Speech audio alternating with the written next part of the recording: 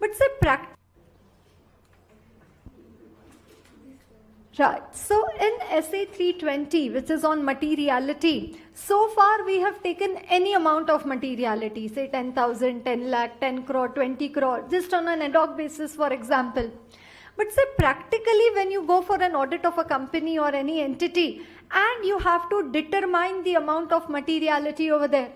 Right, so how to determine the amount of materiality? That is the next discussion. Determination of materiality. Determination. Okay, how to determine? So you've gone for the audit of Reliance and you have to determine materiality. Right, so it says for the determination of materiality, they talk about a concept of benchmarking. Benchmark means a representative. Benchmark means a representative. So what it says, you need to select an appropriate benchmark from the financial information, yani ke representative. Like say the benchmark could be the sales of the company, or it could be say the gross profit of the company, or it could be say the profit before tax of the company, or the profit after tax of the company, or the equity of the company, or the expenses of the company, or the assets of the company. It says any. It's a matter of professional judgment. Like in school days, 60 students in the classroom and you used to have one monitor. So it says now here also from the financial information you have to identify one monitor. And to this identified monitor, you need to apply a percentage. So say I have taken the monitor to be, say, sales. And I took percentage to be 2%. So 2% of sales, say sales of the company are 100 crore. So 100 crore into 2%, 2 crore. That is the amount of materiality for my audit. What percentage to take? Professional judgment. What benchmark to take? Professional judgment. But this is the formula. Percentage into benchmark is equal to materiality. Right. Tell me the percentage which I will apply to sales taken as a benchmark, or the percentage which I will apply to PBT taken as a benchmark, which percentage should be higher? The percentage which I will apply to sales taken as a benchmark and the percentage which I will apply to profit before tax taken as a benchmark, which percentage should be higher? Profit before tax. If I take 2% of sales, obviously I should take 10% of PBT.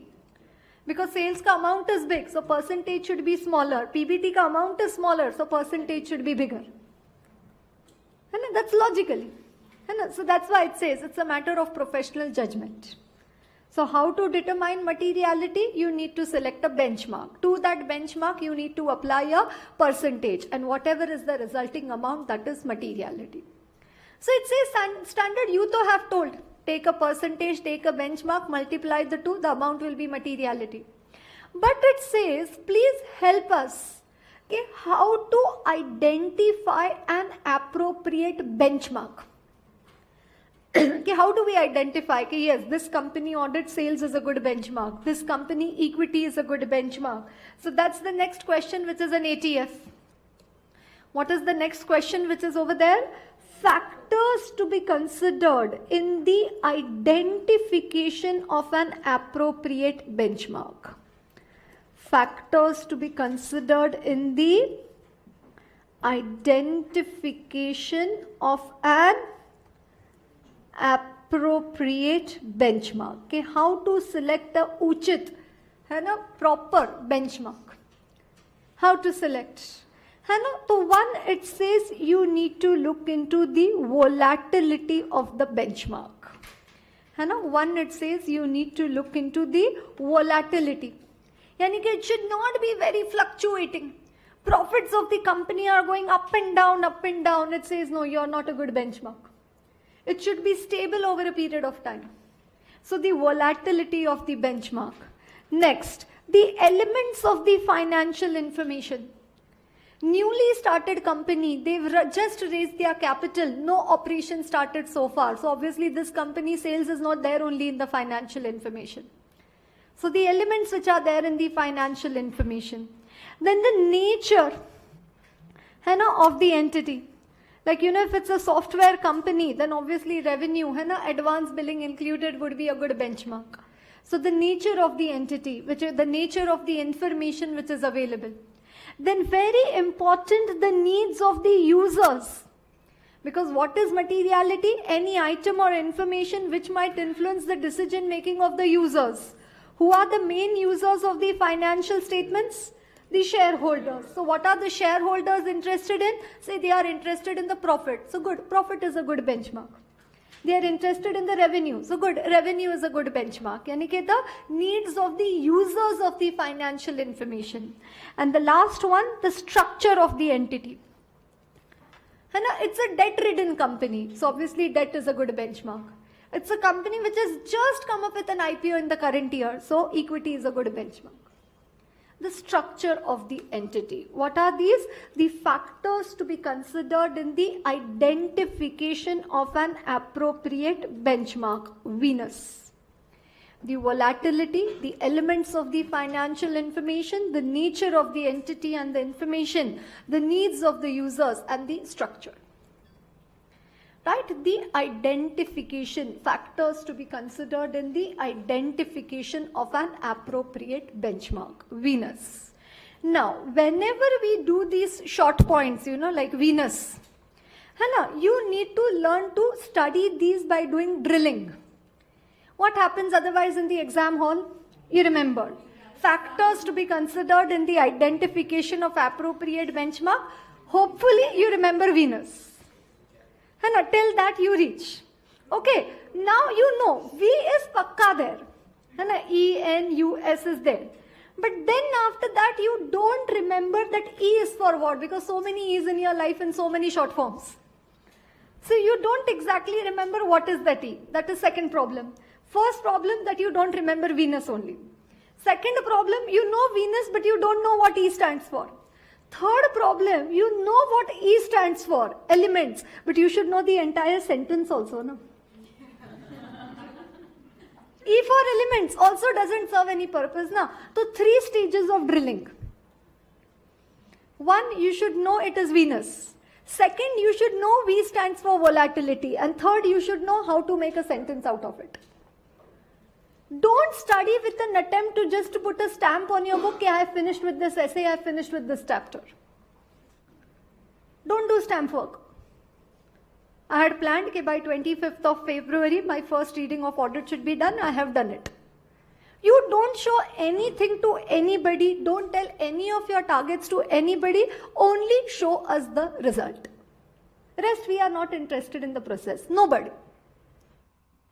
You just show us the result. No need to show anyone. You know how much have you done, or how much is to be done, or how many books have you referred. What? See, if you have to pass, you'll pass by studying 1 book only.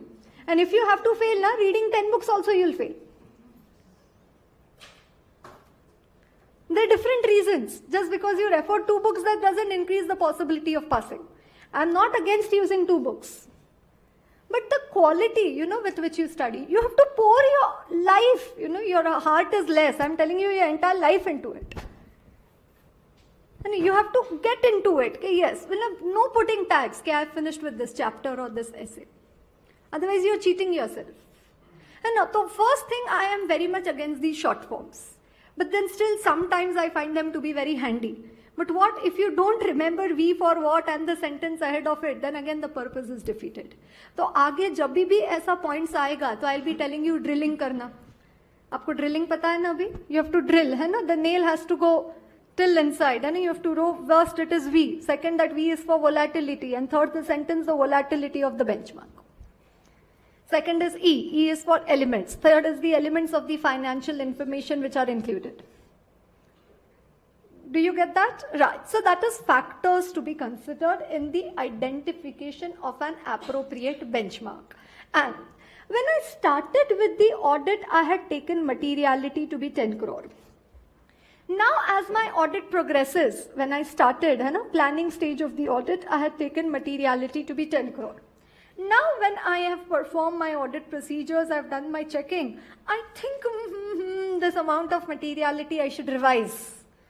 So can the auditor revise the materiality as the audit progresses? Yesterday, rather day before or day to day before, I had talked about this somewhere.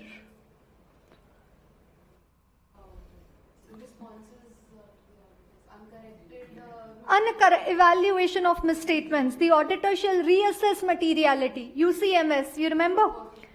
Uncorrected misstatements. The auditor shall reassess materiality. But while reassessing materiality, not only to consider the uncorrected misstatements related to the current year. I told you, na, engineering students. But also those related to the previous years or years. For those, the auditor shall reassess materiality. So reassess materiality matlab revise, na? Right. So can the auditor revise the materiality as the audit progresses? Yes, as and when he comes to know any additional information. He comes to know any new information by performing the audit procedures, or when there is any change in the auditor's understanding of the entity. है ना, change in the auditor's understanding. He said, मुझे नहीं लगा था कि इनके यहाँ इस साल इतना फिक्स्ड एसेट्स का कैपिटलाइजेशन हुआ है, चेक करूँ तो पता चला बहुत हुआ है. He thought initially there is not much capitalization of fixed assets, but when he started checking, he found out lots of capitalization.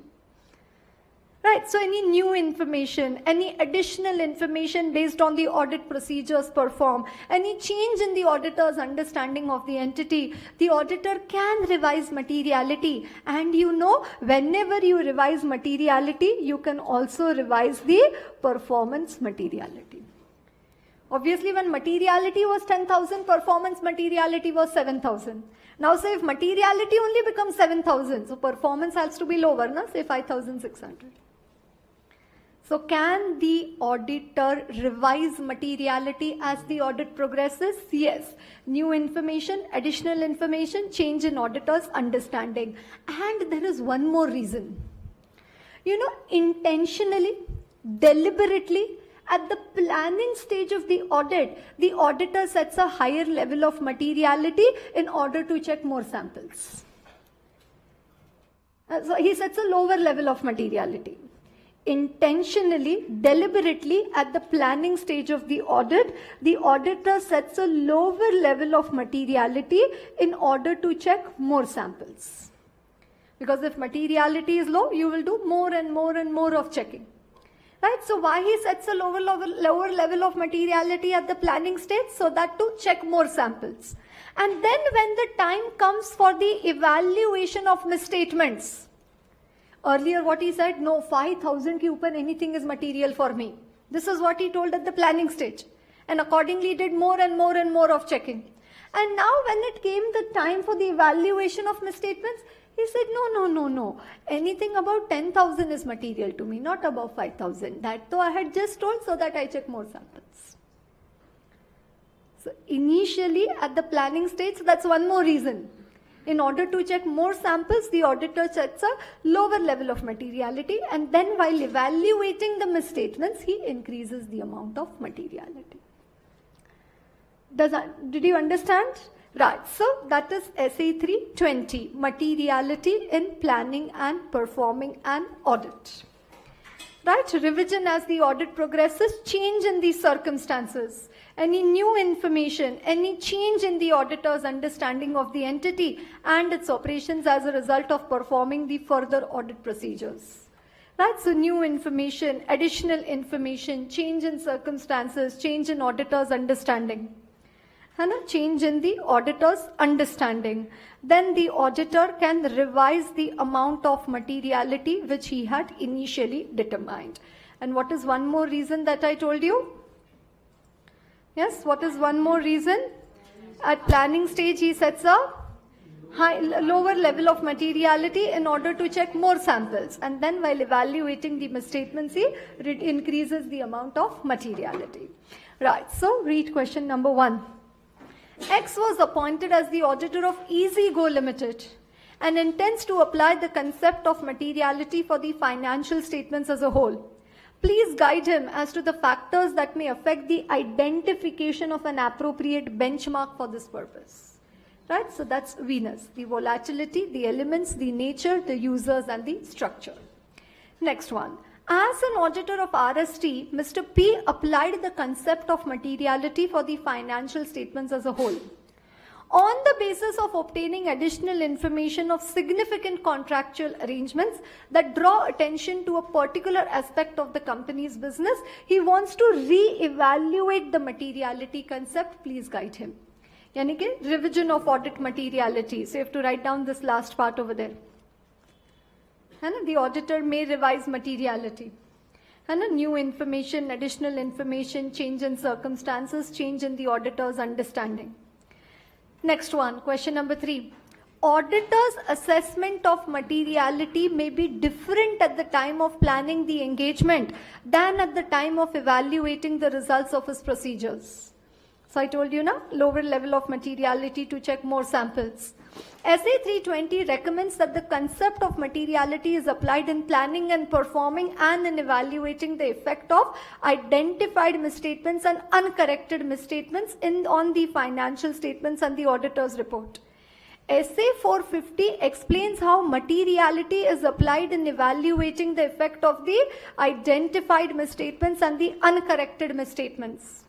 While formulating an audit plan, SA 300 also requires the auditor to consider the setting of materiality for audit right from the initial stages. So see, they have gone to 3 standards: SA 320, SA 450, SA 300. Materiality, evaluation of misstatements, and planning. Accordingly, the auditor has to access the materiality aspect right from the initial stage of audit planning and throughout the process of conducting the audit till the opinion is formulated. However, the auditor's assessment of materiality may be different at the time of initially planning the engagement than at the time of evaluating the results. Since audit materiality related to specific account balance and classes of transaction helps the auditor to decide such questions as what items to examine and whether to use sampling and analytical. This enables the auditor to select audit procedures that in combination can be expected to support the opinion at an acceptable level, low degree of audit risk. Such selection of audit procedures would undergo a change as audit work progresses. The assessment of materiality and audit risk at the stage of evaluating the results of procedures would also change because of change in circumstances or change in auditor's understanding. For example, if audit is planned prior to period end, the auditor will anticipate the results of operation. If actual results are substantially different, again the assessment of materiality may change. Additionally, the auditor in planning the audit work intentionally set the acceptable cutoff level for verifying individual transactions at a lower level than is intended to be used to evaluate the results of the audit. This may be done to cover a large number of items and thereby reduce the likelihood of undiscovered misstatements and to provide the auditor with the measure of safety when evaluating the effect of misstatements discovered during the audit. Right, so I know that while studying this, it comes to your mind, how will we write this? How will this come to our mind? But you won't even realize that gradually in your subconscious mind, all this keeps on getting registered. Just imagine the situation had you never read this. Then though it would have been worst, no? Now, at least out of this 1 page or whatever 1,000 words you have studied, out 10 words also you remember, you are in a better position. And first time it looks more difficult. Obviously you're going to read the book again. You're going to read the answers again. So it will register. It will get registered. Now next time when you read, something will click to your mind. Three essays का reference है यहाँ पे. 300, 320 का है, 450 का है, 300 का है. हाँ, planning पे lower materiality लेते हैं so that ज़्यादा check हो जाए. And then बाद में they increase the amount. इतना भी याद आ गया तो भी good. Right. So that is essay 320. On materiality in planning and performing an audit. Coming to the next standard, essay 230, which is on audit documentation.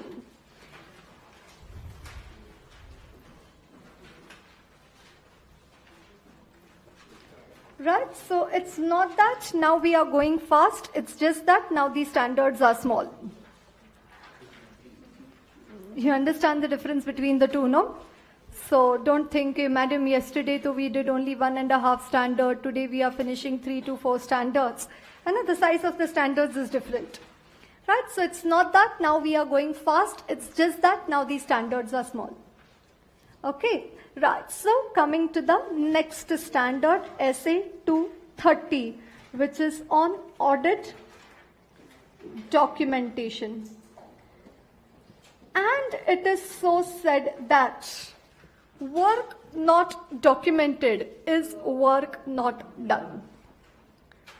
Yes, so whatever amount of work you have done in the audit, but if you don't have the proper records of the same, it will be considered as if you were only on Facebook and WhatsApp yesterday. And it will be considered as if no work has been done by you in the audit. So in a very crisp manner, in a very summarized form, if I have to tell somebody what exactly we do in an audit, or somebody asks you, what do you do going over there for that audit? You go every day to that hospital, you say, for doing audit. So, what exactly are you doing? In a very crisp manner, in a very crisp manner, very summarized form, if you want to tell anyone, what will you tell anybody? What you do in audit? Vouching, okay.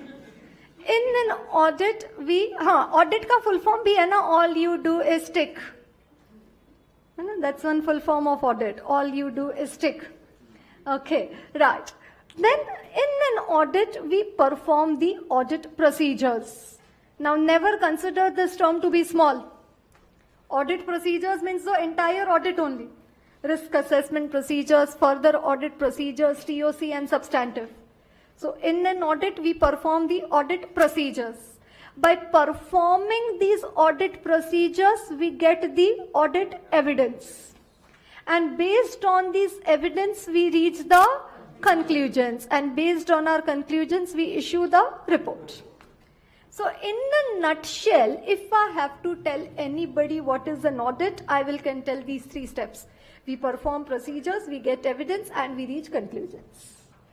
If you keep a record of these 3, then that is called as audit documentation. A record of audit procedures performed, audit evidence obtained, and the conclusions reached. यानी कि full audit ही हो गया ना? Do you understand that? It's a record of what is audit documentation? Record of audit procedures performed, audit evidence obtained, and conclusions reached.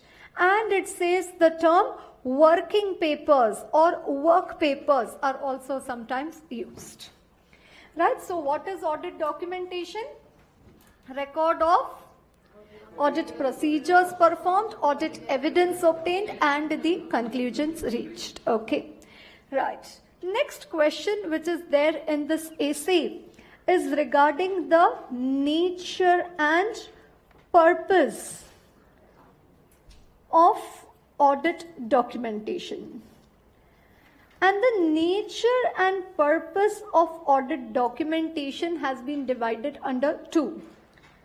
The main purposes served by audit documentation and the additional purposes served by audit documentation. Right? Nature and purpose of audit documentation. Okay, you've done the audit, done the checking, given the report. Why make all this file and all? Rather, I find SA 230 to be the reason for all the late sitting in office. It doesn't take a lot of time to do the checking, but it takes all the time on earth to keep the documentation of all that you have checked. You understand? You're busy creating the audit file, putting all the working papers. अभी ये paper नहीं आया, अभी ये paper नहीं आया, अभी ये evidence आना बाकी है. Last year का file देखते रहते हैं and build करते रहते हैं. You understand? No. So why? Why are you preparing this audit documentation? Why do you want to keep a record of what you have done in the audit? Future reference, okay. Yes, so one, it is the basis for conclusion that the overall objective of SA 200 has been achieved. है ना? the reasonable assurance that financial statements are free from material misstatements, and that the audit has been planned and performed in accordance with the standards and the legal regulatory requirements. The main purposes served by audit documentation and the additional purposes served. What are the main purposes? Basis for conclusion. So if anybody asks auditor, where, from what basis you are saying you have a reasonable assurance? He says, sit here, look at my audit file. And that you've done the audit as per standards, legal regulatory requirements. He says, look at my audit file. Additional purposes served by audit documentation. It assists the engagement team to plan and perform the audit. Just imagine you have to go for an audit and there is no concept of audit file. See, there is no audit file to be created. Just you have to check, come home, and then finally at the end you have to just issue one report. There will be no work at all. So assist the engagement team to plan, perform the audit, to properly direct, supervise and review the work done. Otherwise the team senior, manager, engagement partner, on what basis will they review your work? When they review your work, they look at nothing but the audit file. Then, at the end of each working paper, the name of that person who has prepared that working paper has to initial. So also accountability for work done. Accountable for the work which has been done. So assist the engagement team to plan and perform the audit. Assist the engagement team to properly direct, supervise and review the work done. Assist for accountability of work done. Record of reference of matters for future audits. Then, what was the M in LEHEM? Monitoring. You understand? So what did SQC1 also say? There should be monitoring of the quality control policies and procedures in the firm. So obviously when they are doing the monitoring, on what basis are they going to monitor? On the basis of audit file which you created. Right, so quality control reviews and inspections as required by SQC1 cannot happen without an audit file. And the last one, this peer review of ICAI. And when that reviewer comes, what does he go through in your firm? Through the audit files. So again, the external inspections as required by legal regulatory requirements cannot take place without audit documentation.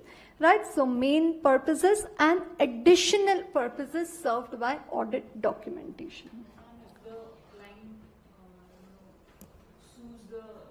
It's an evidence in the courts of law. In case if a charge of negligence is brought against the auditor, that very much is an advantage, but that is not the advantage given in 230. So that is the difference. Generally we can think of a lot of points, but then this is technically what is given by the standards. Right, and in the exam, writing in your own language, using own words and writing in your thinking what should be the reasons why audit documentation is maintained is not going to give you any marks. You understand? No, this is, I keep on saying in the class, that Honey Singh, he sings songs about some colors of eyes, no? Which color eyes ka song? Blue eyes, no? Okay, so there are yellow eyes, red eyes, green eyes, blue eyes. But for CA students, you have to worry only about one eyes, examiner eyes. And those examiner eyes, they want these ICAI words in your answer. And unless and until they don't see these words in your answer, you will get half mark, you will get 1 mark, and then the total will come to 32, 35. And that is all charity. Half mark, 1 mark is out of charity. Abhi 1 page likha hai, so something to should be given, no? And so out of charity, it is given to you. So, and anyways, you take that total 1, 1.5, 1.5, 1 and 1, you might have seen such. Okay, so then that comes to 32 and 34. So that is not the way it happens. Right, so nature and purpose of audit documentation. Okay, why do you need to prepare an audit file? One, tomorrow if anybody asks me, auditor, what basis you are saying true and fair? So he says, come and sit here, take my audit file. basis for conclusion that the overall objective of SA 200 has been achieved and that the audit has been planned and performed in accordance with the standards and legal regulatory requirements. Then additional purposes, plan and perform DSR and accountability for work done, future audits, quality control reviews and inspection, and the external inspections as required by legal regulatory requirements. Next one. Next question is regarding the form, the content, and the extent of audit documentation. And the next question over there after that is factors affecting the form, content, and extent of audit documentation.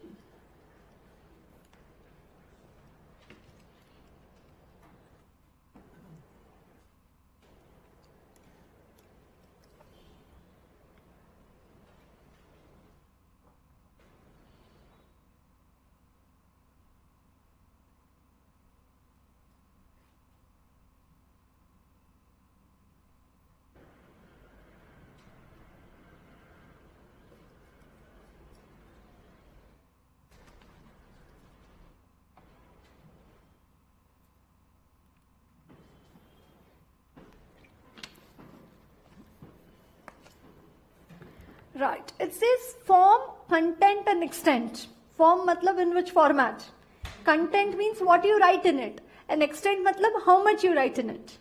The form, content and extent of audit documentation should be such that an experienced auditor, it says not Tom, Dick and Harry, experienced auditor. Who is an experienced auditor?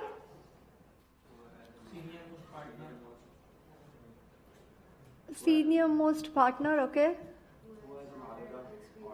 One who has practical audit experience, who has actually burnt his fingers, who has actually done audits. Right? So practical audit experience. Reasonable understanding of audit processes. One who has practical audit experience, matlab who's actually done audits. Right? So practical audit experience and a reasonable understanding of audit processes. Matlab he should have done the audit ka class. Because without doing the class, you don't know the audit procedures ka chart. Then after that, essays and legal regulatory requirements. Then business environment in which the entity operates and the auditing and accounting issues relevant to the entity's industry. Such a person is considered to be an experienced auditor. Today we met a fellow called as the EQCR, Engagement Quality Control Reviewer. He is a perfect example of an experienced auditor. He has practical audit experience and a reasonable understanding of audit processes, essays, the business environment in which the entity operates, and the auditing and financial reporting issues. It says the form, content, and extent of audit documentation should be such that an experienced auditor having no previous connection with the audit, just by looking at the audit file, should understand the following 7 things. You understand? Like, say we all have done the audit and then I hand over this file to another CA who knows nothing about that audit per se, individually about that audit. But looking at the audit file, he should understand what were the procedures performed, what was the evidence obtained, and what are the conclusions reached. These are the 3 points in the definition of audit documentation. Yes, are these the 3 points which were there in the definition of audit documentation? Procedures performed, evidence obtained, and the conclusions reached.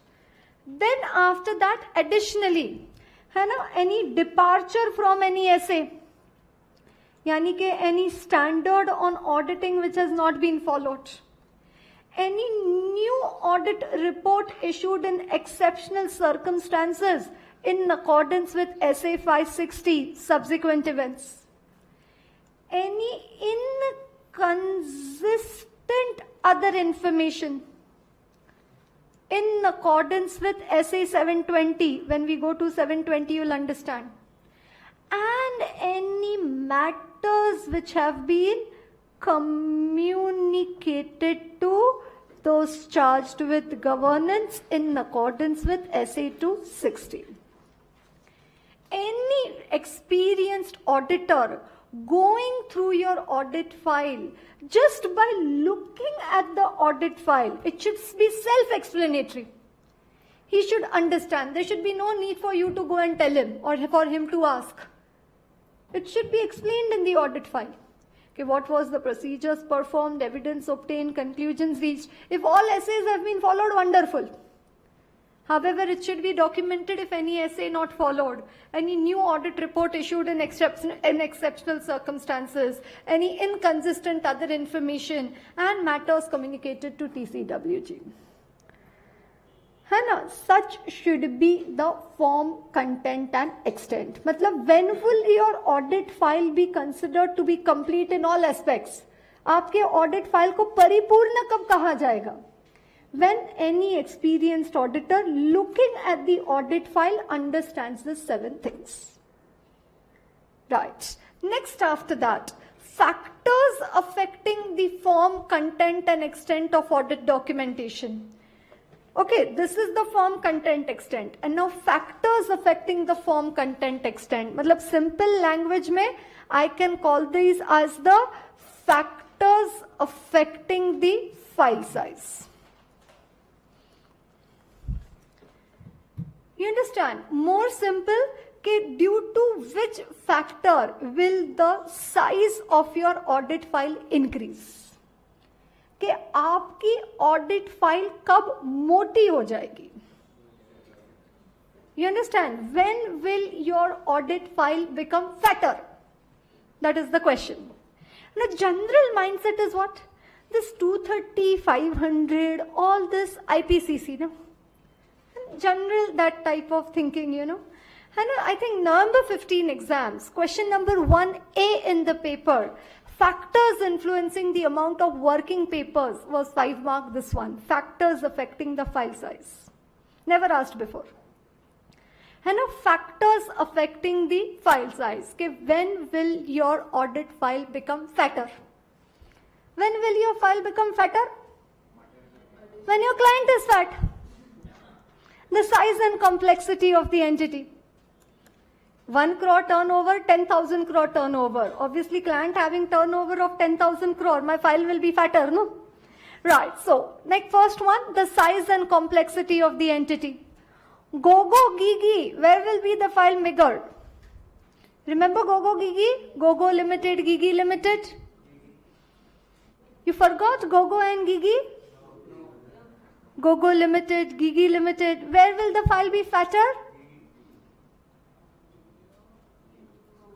I think you've forgotten the example. Okay, Gogo Limited and Gigi Limited. Gogo, there are 10 RMM. And Gigi, there are 2 RMM. Right, so, depending upon the risks of material misstatement identified. At Gogo, you have decided to perform TOC. But at Gigi, you've decided to go for a holiday for TOC. Can you go for holiday of TOC? At least once in every 3rd audit. Assuming that there is no change in control since they were last tested. So obviously, file size will become chota if I go on holiday. You understand? So that is the next one. The audit procedures performed. The audit procedures performed. So if I go for holiday, then file will become small. Then the evidence obtained. You're not able to get the persuasive evidence. So what you do? Perform more alternative procedures. The evidence obtained. The exceptions identified. You understand? The exceptions identified. I am going to issue an adverse opinion. My file size will be big or small?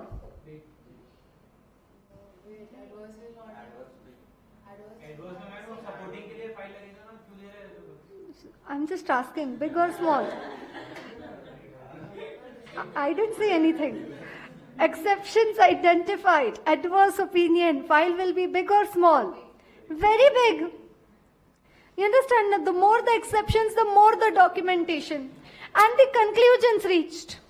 Say I am going to issue a disclaimer of opinion. My file will be biggest. Conclusions reached. Say I am going to issue a disclaimer of opinion. So my file size will be bigger? No, small. I said na dum, khali. No evidence, no SAAE, no sufficient appropriate evidence obtained. So conclusions reached. I am going to check depreciation manually, or I am going to check depreciation through Excel. When will my file size be big? When I am going to check it manually. So the audit methodology and the tools used. The audit methodology and the tools used.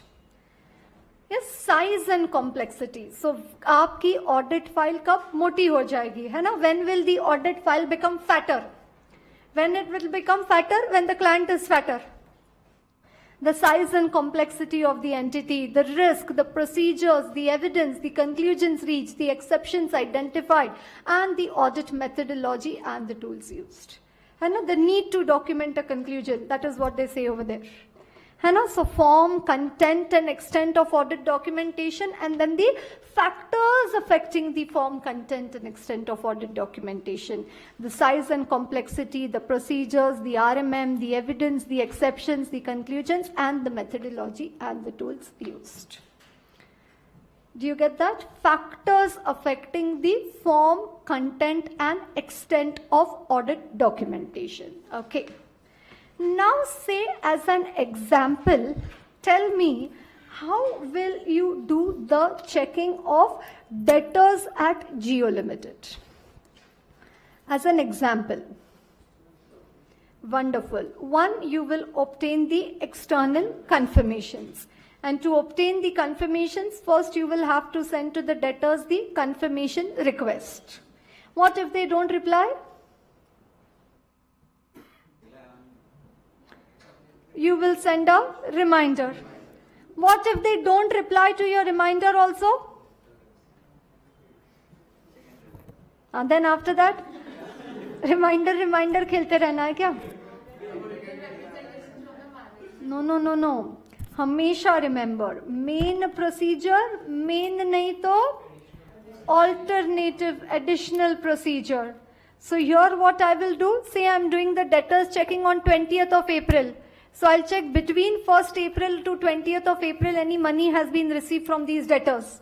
If money is received, मतलब 31st March का balance is correct. 15th April the debtor has paid the entire amount which was outstanding on 31st of March. मतलब 31st March balance is right. Otherwise he would not have paid only now. Now not necessary that all debtors will pay between 1st to 20th of April.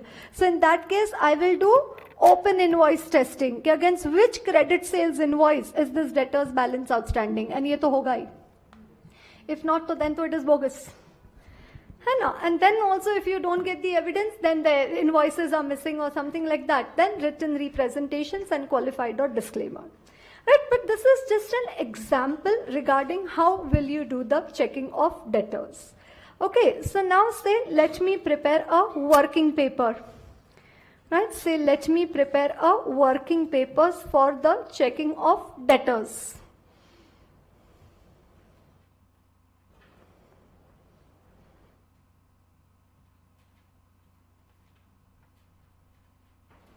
Right, so this is the file. Jio Limited, statutory audit for 2016, nature of business of clients, service industry, objective. What is my objective of preparing this working paper? To check whether debtors balance is fairly stated as at 2016. Then procedures, all the procedures which I said, confirmation, reminder, subsequent receipt, open invoice. Then how much is the materiality, how much is the assurance, samples, population, number of samples, and then my actual testing ka table. Serial number, name of customer, balance. Confirmation sent, reply received, amount confirmed, differences. Reminder sent, reply received, amount confirmed, differences. Subsequent receipt, amount received, percentage amount received, open invoice testing, remarks. Right, and then I have explained over here also, check these invoice numbers, check that payment has been received through so and so check number. These are the open invoices which have been tested. So that was first what I wrote over here. What is my objective? Then what is the procedure which I followed? Then this is the actual testing which I have done. Are you getting? Objective, procedure, then the actual testing, and then the conclusion. On the basis of work done, it can be concluded that debtor's balance is fairly stated. And if I find out a misstatement, then it is not fairly stated. Right, and then preparer who prepared this working paper, reviewer who reviewed this working paper, and final review of the partner, and in all the three, you have to give the dates. Likewise, you have to prepare a working paper for each area. Like say for fixed assets, for inventory, for share capitals, for loans, for investments, to check whether investments are fairly stated, to check whether fixed assets are fairly stated, to check whether inventory is fairly stated. Then after that, I'll write down the procedure. Then I will do the actual testing, and based on that, I will give a conclusion. Right, so that is what the standard talks about. Okay, how should the working papers of the auditor look like? And so for working papers always, rather this is the next, abbreviated term which we are going to use. OPC. What does OPC stand for? Objective, procedure, and conclusion. Objective, procedure, conclusion. Abhi we saw in the debtors working paper. To check whether debtors are fairly stated, then the procedures applied, and then the conclusions reached. And obviously in the procedures applied also the information obtained. Okay, what information did you get regarding the debtors in our example? So very important, the test performed, the information obtained, and the conclusions reached. And a working paper could either be prepared by the auditor or it could be obtained by the auditor. Like audit planning memorandum, APM, that I will prepare. And I will keep it in my audit file. But rent agreement, minutes of the meeting, contract, and a memorandum, that I'll obtain it from the client. So prepared or obtained and retained by him in connection with the performance of the audit. That is working paper. So either you prepare it or you obtain it. And if you obtain and you give it back, then it is not working paper. Prepared or obtained and retained by him in connection with the performance of the audit. Right? So that is regarding the working papers. And obviously it's not a substitute for the entity's accounting records. Next one. Right. Audit completion memorandum. Right. Do you remember the first step of SA 450? SA 450, what was the title of 450? Evaluation of misstatements identified during the audit. 330 is responses. 450 is evaluation of misstatements identified during the audit. So do you remember the first step for the identified misstatements? Accumulate. All of those are sprayed in the respective working paper. So what is the first step of the standard? Auditor accumulate. All the misstatements identified during the audit other than those which are clearly trivial. In our example, how many misstatements were there? 7 misstatements in our example. We accumulated all those misstatements. Then what we did? Accumulated misstatements whether audit strategy requires revision. Then CMC, communicate to management and request to correct. What happened? 2 management corrected in our example. And 5, what did they say? We are not going to correct. According to us, they do not require correction. Say 1 misstatement is in inventory, another is in share capital, 1 is in loan, 1 is in purchases, 1 is say in income, 1 is say, say in the leases, and say another is in the related parties. Say examples. So what happened? 2 they corrected, 5 they say we will not correct. Now this misstatement of inventory which I have written over here, their inventory is overvalued by 20 crore. Where will I get more details regarding this misstatement? This is just a summary that I have prepared now. I have accumulated. In the respective inventory का working paper. Like debtors में कोई misstatement होगा, तो ये जो debtors का working paper है, in that I will get it. You understand? So here I can give a reference, no? Okay, this was the misstatement in inventory. It has not been corrected by the management. And if anybody wants more detail, okay, what checking did the CA do? Why it was not corrected? How was the misstatement identified? For all that, you need to go to working paper, say I1. I1 is the number of that paper where that misstatement, that inventory ka checking is done. Say for share capital, you need to go to S1. For loans, you need to go to L1. Right. This is technically called as ACM. In 450, we did not know that it was called ACM. So that is why I just said take a piece of paper and accumulate. What is audit completion memorandum? A summary of all the significant matters identified during the audit. How they were addressed. Addressed matlab corrected or not corrected.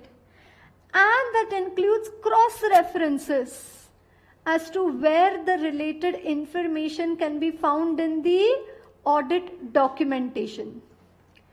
And rather than going through the entire audit file to check whether the audit has been done in accordance with the standards, what you do on exception basis, any SA not followed, you mention it in the ACM. है ना, MIS में होता है ना exception based reporting, है ना. So rather than checking whether all standards have been followed, if any SA not followed, you mention it in the ACM. If nothing is given in the ACM, matlab all standards have been followed. What is the big time advantage of preparing this ACM towards the end of the audit? Exactly, efficient and effective reviews. As you said, the EQCR, the engagement partner, they can do fatafat, effective reviews. I told you they want to go through only the cream matters in the audit. I told you today cream. All the important matters in the audit. And here you will get the entire cream of the audit. The crux of the audit, you will get it in the ACM. Okay, what were the findings, what was done and where. And if you want more information, which working paper you will get, that is also given. So this was the misstatement, it is not corrected. And if you want more detail, go to I1. And rather than checking the entire file, whether all standards have been followed, if any standard is not followed, you mention it in the ACM. And what is the big time advantage of an ACM? Efficient, effective reviews. No need to go. So when the audit file goes for the partner review, sabse upar is the ACM. When the box file, 2-3 box files, when they go for the partner review, sabse upar there is the ACM. When you prepare your file for EQCR, there one on top you put the EQCR docket. Uske niche you put financial statements, audit report and ACM. That's it. EQCR के लिए तो we don't even send the entire file. We send the EQCR का docket, मतलब वो signature जिस पे चाहिए, then audit report, draft audit report, financial statements, ACM. That's it. Because ACM is the crux of the audit. No need to go through the entire audit file. So when we start with the audit, we prepare the APM, Audit Planning Memorandum. And when we are about to finish with the audit, we prepare the ACM, or sometimes it is also called as the ASM, that is the Audit Summary Memorandum. So Audit Completion Memorandum or Audit Summary Memorandum. Audit Planning Memorandum and the Audit Summary Memorandum or the Audit Completion Memorandum. A summary of all the significant matters identified during the audit, how they were addressed, and that includes cross-references as to where the related information can be found in the audit documentation.